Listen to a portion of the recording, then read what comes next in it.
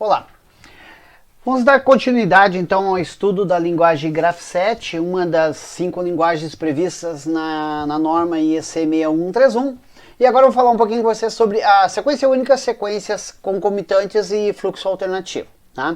Que são recursos dentro da linguagem que a gente pode então utilizar em função do tipo de processo que você pretende controlar, tá, com um CLP, e a maneira que você então vai programar esse CLP para executar então esses comandos, esse controle, ok? Bom, falando então aqui, um pouquinho antes disso a gente já falou sobre então as definições, né, os conceitos da linguagem. Então nós temos o que? Nós temos transições e nós temos estados, tá? Então as transições é aquilo que define qual é o critério para eu partir então de um estado e chegar no outro, tá? E essas transições estão ligadas a eventos de entrada, né? De entradas que são acionadas, e também são pode estar ligadas também a eventos tipo temporizadores, né? Contadores e outros recursos que a gente tem dentro do CLP, ok? E nós temos também os estados, tá? Então os estados é a ação propriamente dita, tá? Ok? E dentro dessa ação nós temos não só quem será operado por essa ação, mas também o qualificador. Que tipo de ação deverá ocorrer, certo? E o normal, digamos assim, né, o mais comum, melhor dizendo, tá, é a gente ter a sequência única. E o que é a sequência única? Eu começo um fluxo de processo, sigo várias etapas e chego ao final, retorno ao início de novo, tá? Então nesse caso, a sequência única, eu tenho aqui o estado zero, que nesse exemplo aqui não tem nenhuma ação a ser executada, mas poderia ter uma ação para definir o estado inicial da minha máquina. E o que eu tenho aqui, ó? Para eu passar então para esse outro estado, para o estado 1, eu preciso passar pela transição 1. Deve ocorrer a transição B1, tá? E aí uma vez que eu esteja no estado 1, eu estou fazendo um set em M1, estou ligando o motor M1, né? A carga M1. E para eu passar para o estado 2, eu tenho que ter a transição S1, né? E assim vai, ó. Então vejam que para cada vez que eu troco de um estado é porque uma transição ocorreu, e uma vez que eu troco de estado são novas ações que serão executadas a partir do seu qualificador. E quando eu chego lá no final do processo, eu retorno lá no início para começar novamente um fluxo dentro da minha máquina. Isso a gente chama então de sequência única. Mas por vezes, e é bastante comum, né, na máquina a gente precisar de sequências alternativas. O que são sequências alternativas? Ou eu faço uma coisa ou faço outra. Por exemplo, um selecionador de peça por altura. Eu coloco um sensor, né, óptico que detecta se a peça é alta ou se a peça é baixa. Se a peça é baixa, eu levo ela para uma caixa. Se a peça é baixa, eu levo para outra caixa. Então são cargas diferentes, são sequências diferentes que eu vou acionar para essa peça ir para um lado ou para ir para o outro. Tá? Eu posso usar um selecionador de peso, um selecionador de cor. Então são várias. E não só duas sequências, eu posso ter mais de uma sequência, né?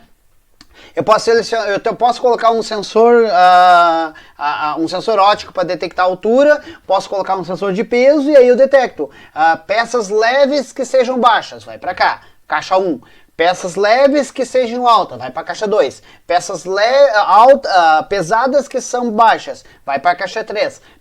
Peças pesadas que são altas, vai para a caixa 4.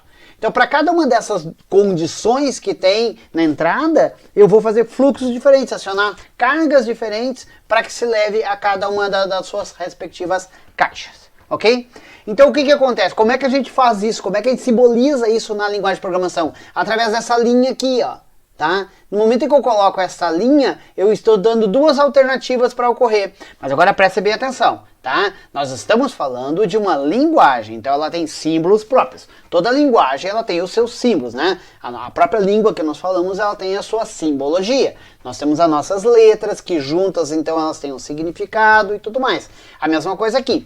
Então, quando eu tenho o meu fluxo, o fluxo Graph7 é sempre vertical, é sempre de cima para baixo, nunca para os lados. Tá? Sempre vertical, tá? Então, eu estou aqui no estado 1, por quê? Porque por algum motivo eu passei pela transição B1, estou no estado 1, fiz um set no M1, ok, na carga M1, setei, liguei a carga M1.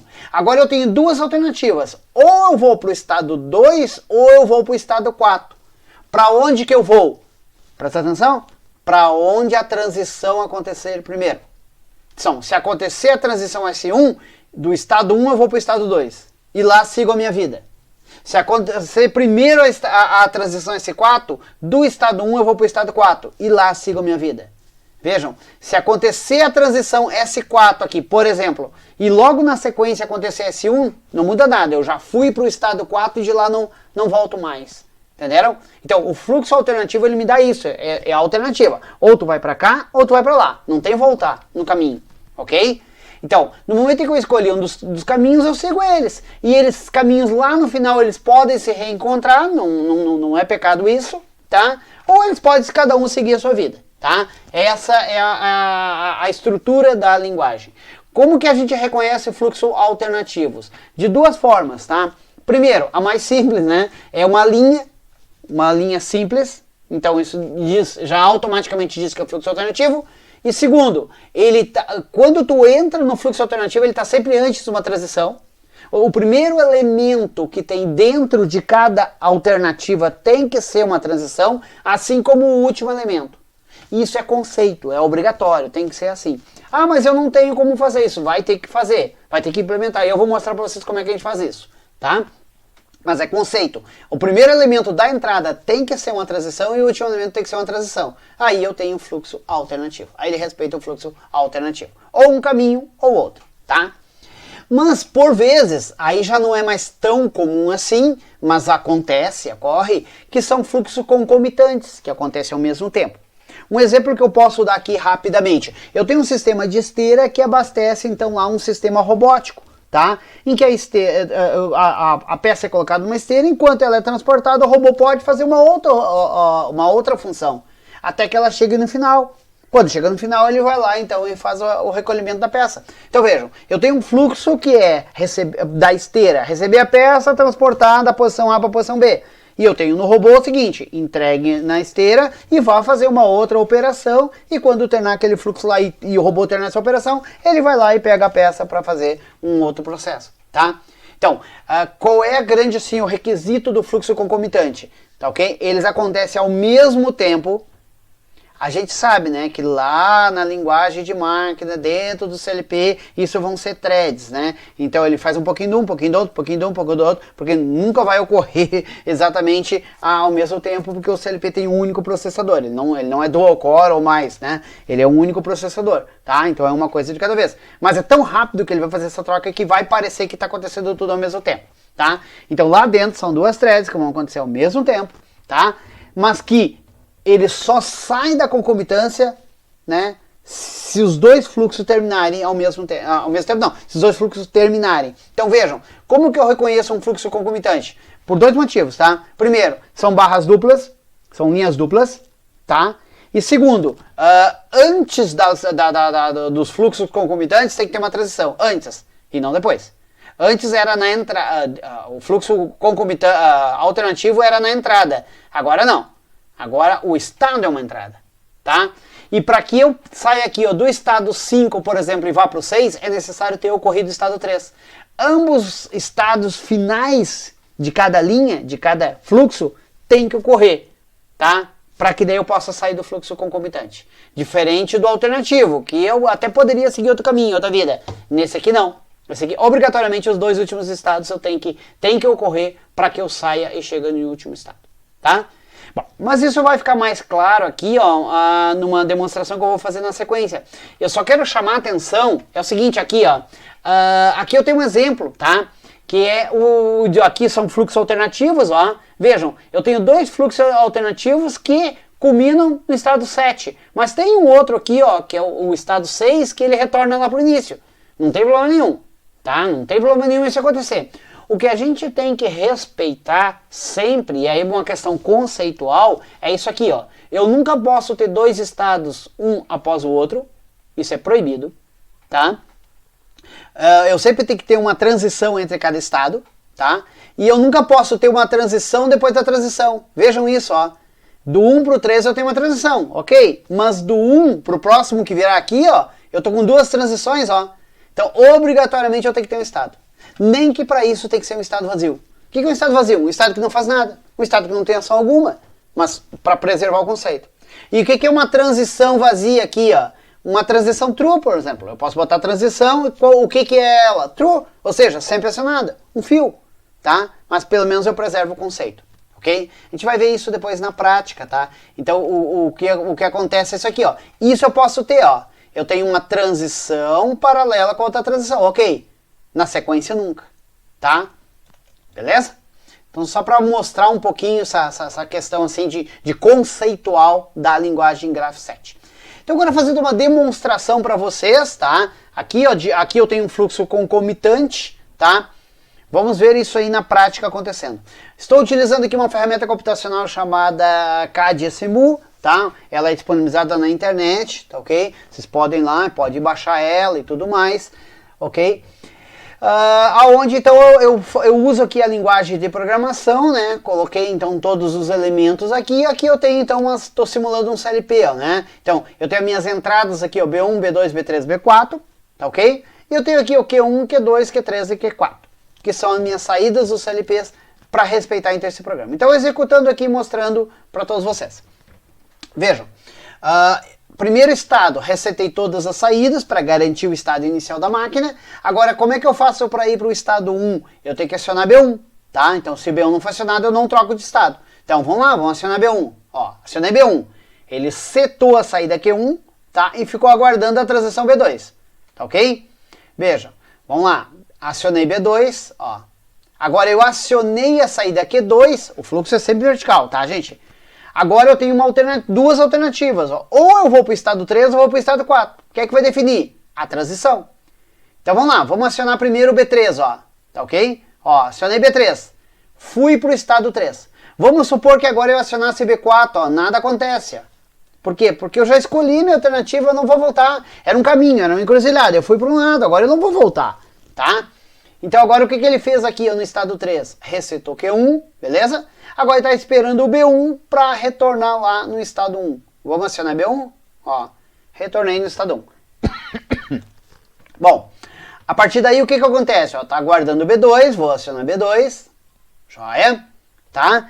Agora vamos dar a alternativa para o B4, ó, tá? Então acionei B4. Beleza, foi para aquele estado lá, tá? Agora, para eu sair desse estado 4 e ir para o estado 5, aqui, ó, vejam que o Q3 ó, ele está acionado, ó, mas por quanto tempo ele ficará acionado? Enquanto eu estiver no estado. Então, quando eu acionar o B3, ó, ele desligou aqui o Q3 e ligou o Q4. Por quê? Porque eu saí do estado, ó, saí do estado 4, então ele não tinha nenhum qualificador, ó. Viram a diferença de usar o 7 e não usar o 7? Quando eu uso o 7, eu ligo e ele fica ligado até que se diga o contrário. Enquanto que quando eu não uso o qualificador, simplesmente desliga quando sai do estado, tá? Então agora está esperando o B2 acontecer, ó. Aconteceu o B2, ó, voltei para cá, ó. Veja, eu não voltei lá para o início. Eu voltei para esse ponto do fluxo, onde eu liguei Q2, tá? Agora quando eu aciono B3, ó, eu passo para cá e aí eu desligo, ó, o Q1. Ah, professor, mas o Q2 desligou também. Claro, né? Ó, ele não tinha qualificador, tá? Ele desligou também. E quando eu aciono B1, eu volto lá para o início, tá? Beleza? Então esse é um fluxo alternativo. Deixa eu mostrar para vocês agora como é que funciona um fluxo concomitante, tá? Vamos pegar aqui um fluxo concomitante só para entender um pouquinho melhor o programa antes da gente falar, né? Tá? Então vejam, eu tenho aqui um fluxo que quando ele chegar nessa posição ele vai bifurcar, tá? Ele vai seguir o tanto... Ó, quando acontecer a transição B1 e B2 ao mesmo tempo, eu vou estar no estado 2 e no estado 4 ao mesmo tempo, concomitantemente. Mas cada um vai seguir a sua lógica, o seu fluxo, tá? Uns vão fazer mais coisas, outros vão fazer menos coisas, mas eu só vou voltar para o estado 6, tá? Quando ocorrer a transição B1, mas para chegar na transição B1 eu preciso que tanto o estado 3 quanto o estado 5 ocorra. Deixa eu mostrar isso para vocês então, na prática, isso acontecendo. Estado 0, reseta todo mundo, né? Que é exatamente para evitar de qualquer problema. Isso é uma boa prática de programação, tá? E agora eu estou esperando a transição B1. Ó, transição B1, acionei a saída Q1, ok? Bom, agora para eu ir para o estado 2 e estado 4 concomitantemente, eu tenho que estar com B1 e B2 ao mesmo tempo. Ó, se eu acionar só B1 não muda nada, se eu acionar só B2 não muda nada, tá? Agora eu vou acionar B1 e B2 ao mesmo tempo, tá? Então vamos lá, ó. Acionei B1 e agora acionei B2. Viram? Ó, o que aconteceu? Eu entrei aqui ó, no estado 2 e no estado 4 ao mesmo tempo. O estado 2 ligou Q2 e o estado 4 ligou Q4, tá? Beleza? Agora aqui, ó, vejam um detalhe importante, ó. Digamos que o B3 aqui, ó, a transição do estado 2 para o estado 3 aconteceu agora. Mas o B4 ainda não aconteceu, tá? Então, se eu acionar o B1, ó, o que vai acontecer? Ó? Nada. Por quê? Para eu sair dessa transição 3 e passar para 6, tem que ter ocorrido a próxima transição, que é o B1, ó, e eu estou fazendo ela ocorrer, mas não está acontecendo nada, professor. Sim, por quê? Porque o estado 5 ainda não chegou lá, ó. A operação lá de Q4 não terminou. Isso aqui era uma operação de furação, isso aqui era um forno aquecendo, não atingiu a temperatura ainda, entendeu? Agora, quando atingiu o B4, ó, aí eu entrei no estado 5, tá? E aí agora eu tenho estado 3 e estado 5, agora eu estou pronto para sair da concomitância. Basta que ocorra o estado B1. Notem, ó, viram? Saí do estado B1, beleza, agora eu saí do fluxo concomitante. Saí da transição B1, desculpa. Então aqui, ó, temos agora o acionamento de Q2 e quando acontecer o B2 eu retorno lá o fluxo inicial. Ok? E aí segue novamente o processo. Então, é assim que funciona então os fluxos, né? Ok? Tanto o fluxo alternativo quanto o fluxo concomitante. Ok? Bom, no próximo vídeo eu vou mostrar para vocês então um exemplo de programação. Tá, então vamos ver agora na prática, assim, num sistema real, como é que funciona isso. É isso que eu vou mostrar para vocês. Mas isso no próximo vídeo. Até mais, gente.